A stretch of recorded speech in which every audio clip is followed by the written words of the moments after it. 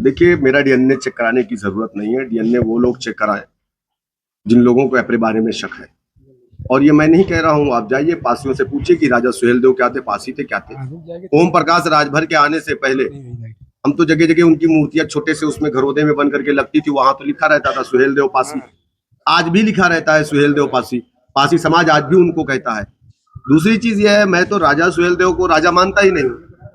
अगर राजा सुहेलदेव राजा होते तो शायद उनका बहराइच में कोई किला तो होता।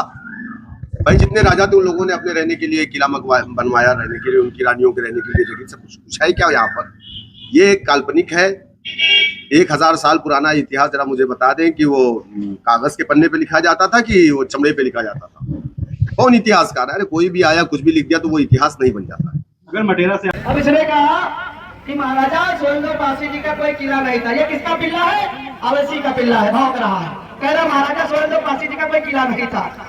तो इस बेवकूफ को ये नहीं पता कि महाराजा सुहेलदेव पासी जी की जो गद्दी थी वो श्रावस्ती में थी। युद्ध बहराइच चित्तौड़ा छेद पे हुआ था। इस पिल्ले को ये नहीं पता है कि महाराजा सुहेलदेव पासी जी का छेद पूरे भारत और पूरे नेपाल तक था। ये थे महाराजा सुहेलदेव पासी, ये थी उनकी गद्दी। और ये पिल्ला कह रहा है महाराजा सुहेलदेव राजा नहीं थे। इसके विरोध में हम पूरे जिले में इसके आका का पुतला चढ़ाने का काम करेंगे। करेंगे कि नहीं करेंगे?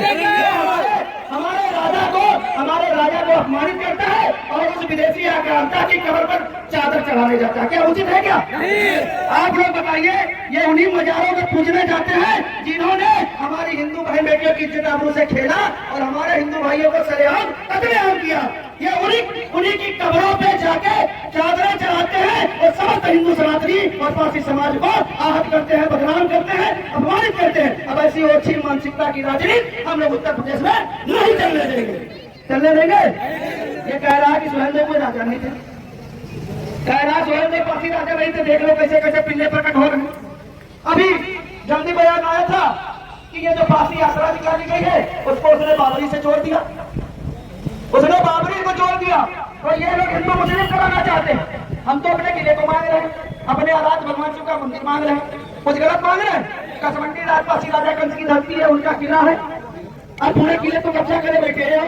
जो शेष जमीन है जो उनका धार्मिक स्थान है वहां मांग रहे हैं। तुम आए दिन लैंड जिहाद कर रहे हो, आए दिन सीमेंटेड कमरे बना रहे हो। तो हम लोग कब तक शांत रहेंगे? आप लोग बताओ, शांत रहेंगे? अगर जरूरत पड़ेगी लखनऊ आने की तो आप लोग आओगे ना?